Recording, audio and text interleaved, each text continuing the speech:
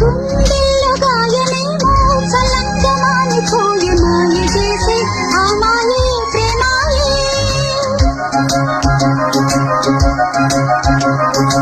ఎంత గాయమైన గానీ నానే నీకేమి కాదు పువ్వు సోకి నీ సోకు కందేనే. వెలికి రాని వెర్రి ప్రేమ కన్నీటి ధారలోన కరుగుతున్నది. నాది శోకమోపలేక నీ గుండె బాధపడితే కాలనన్నది.